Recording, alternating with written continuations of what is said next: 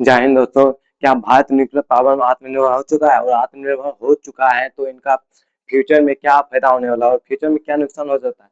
अब भारत जब nuclear power uranium का इस्तेमाल कर ही रहा था तो उसमें थोरियम को थोरियम का इस्तेमाल क्यों क्यों कर रहा है और उसमें थोरियम की ओर आधारित थोरियम पर आधारित क्यों होना चाहता है, इसका मेन रीजन क्या है। इन सारी चीजों का जानकारी इस वीडियो में देखेंगे और आप लोग जरूर लास्ट तक देखें और आप लोग अपने मुद्दे पाते हैं। फाइनली भारत में वह चीज कर दिखाया जो बरसों से इंतजार था। अब बरसों से जिनका इंतजार बरसों से था और यह आज पूरा होते दिख रहा है। इसका शुरुआत तो 1954 में होमी होमी जहांगीर बाबा ने इसका 3 स्टेप दिया था जिसमें बताया था उसमें किस तरह से क्या करना है कि न्यूक्लियर से इलेक्ट्रिसिटी प्राप्त कर सकते हैं और इनका फ्यूचर में बहुत सारे उपयोग हो सकता है। तो ये 1954 में 3 स्टेप जो दिया था वह फर्स्ट स्टेप ये था कि यूरेनियम का यूज करके प्लूटोनियम प्लस एनर्जी बनाना था, फर्स्ट स्टेप। दूसरा स्टेप ये था कि प्लूटोनियम से प्लूटोनियम प्लस एनर्जी मतलब कि जिस जैसे जितना फ्यूल खर्च करता उससे वो फ्यूल बनाना था और प्लस एनर्जी भी। तीसरा स्टेप ये था कि उसमें थोरियम का उपयोग करके डायरेक्ट थोरियम से एनर्जी नहीं बनाया जाता है। पहले थोरियम को यूरेनियम में कन्वर्ट करना पड़ता और यूरेनियम में कन्वर्ट करके तब उसके बाद फिर उसको फ्यूल के रूप में उपयोग किया जाता है। फ्यूल के रूप में उपयोग करके फिर प्लूटोनियम प्लस एनर्जी बनाया जाता है। इससे ये होता है कि इस मशीन में एक खासियत तो होता है कि थर्ड स्टेप में जितना फ्यूल यूज करता है उससे कई गुना ज्यादा फ्यूल खुद बनाता है। तो यह एक चेन रिएक्शन की तरह हो जाता है कि फ्यूल जितना यूज हुआ और उससे ज्यादा बनाया जाता है। तो यह भारत ने फाइनली को ये चीज में पूरा तरह से सफल रहा है और इसका चर्चा विश्व में बहुत चर्चित हो रहा है। यह चीज सिर्फ मात्र 2 देश के पास है, रसिया और चीना के पास। इधर ना तो अमेरिका के पास है ना फ्रांस जर्मनी किसी के पास नहीं, जबकि इन सब ने बिलियंस ऑफ डॉलर खर्च कर चुके हैं फिर भी उसका यह प्लान सक्षम नहीं हो पाया, सफल नहीं हो पाया। इसी के कारण ने अमेरिका बताया जा रहा है कि होमी जहांगीर भवन को मारने में इसका एक एरोप्लेन क्रैश में मृत्यु हो गए थे और बताया जा रहा है कि अमेरिका के खुफिया एजेंसी सीआईए के इसका मरवाया था क्योंकि वो चाहता क्या है कि इंडिया कभी न्यूक्लियर पावर में आगे बढ़ ही नहीं पाए और न्यूक्लियर पावर वाला देश ना बन पाए। इसकी पूरी जानकारी आगे दूसरे बोलिएगा तो दूसरे बना के दे देंगे। अभी फिलहाल इस तरफ आते हैं और इसका तीसरा स्टेप ये था कि पहले थोरियम को यूरेनियम में कन्वर्ट करना था और तब यूरेनियम का यूज फ्यूल के रूप में उसमें न्यूक्लियर न्यूक्लियर पावर प्लांट में या यूरेनियम थोरियम जो बोल रहे हैं वह एक फ्यूल के रूप में यूज होता है जिससे तब जाके उसे इलेक्ट्रिसिटी प्राप्त होता है। उसे यूरेनियम में कन्वर्ट करना पड़ता है तब जाके यूरेनियम से इलेक्ट्रिसिटी प्राप्त होता है, प्लूटोनियम प्लस एनर्जी प्राप्त होता है।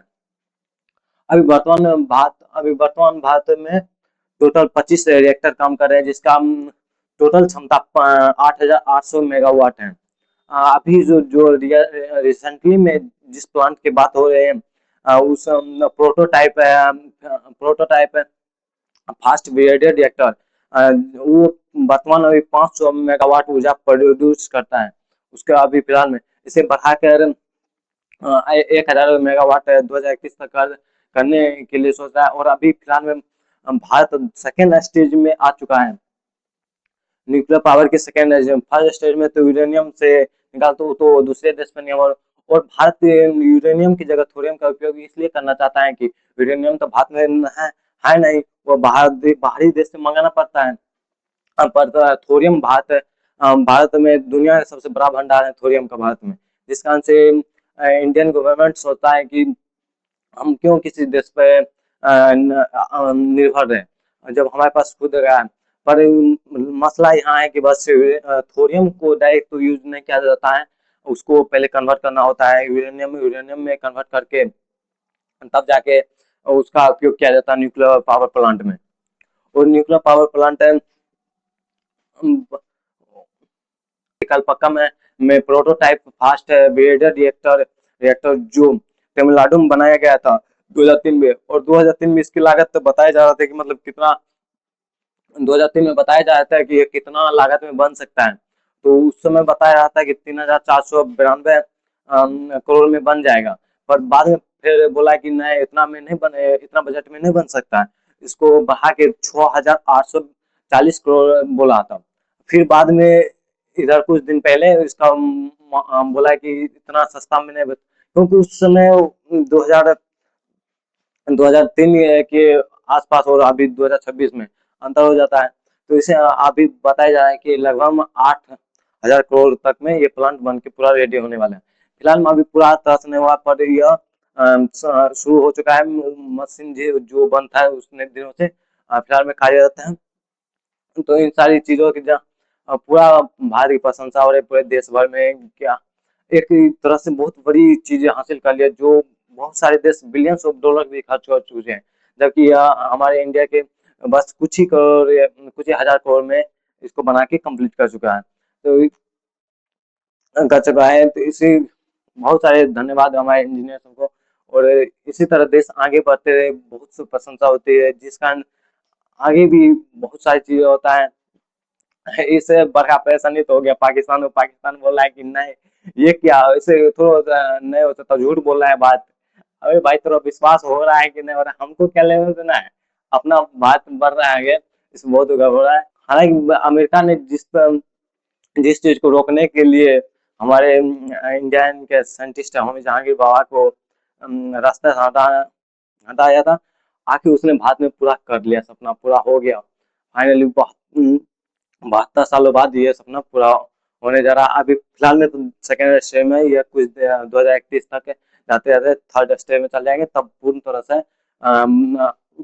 तरह से भारत यूरेनियम की जगह थोरियम पे डिपेंडेंट हो जाएगा, और थोरियम से तब खुद बनाएंगे यूरेनियम, और यूरेनियम से इलेक्ट्रिसिटी और इन फ्यूचर के लिए फ्यूल भी स्टोर हो सकता है। और यह ऊर्जा स्रोत 200-300 सालों तक हमारे लिए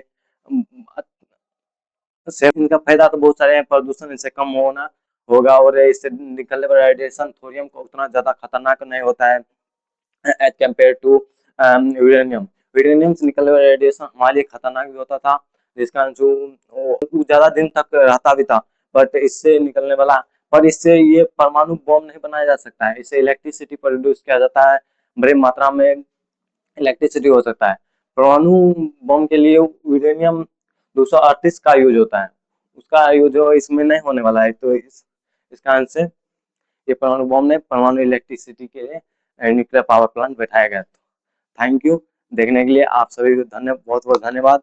और इस यहीं पे वीडियो खत्म करते हैं। नेक्स्ट वीडियो में देखेंगे अधिक होमी वहाँ जहांगीर पे पूरा डिटेल एक बना देंगे, क्या कारण हुआ था, अमेरिका ने किस कारण से इसके और क्यों इसको मरवाया।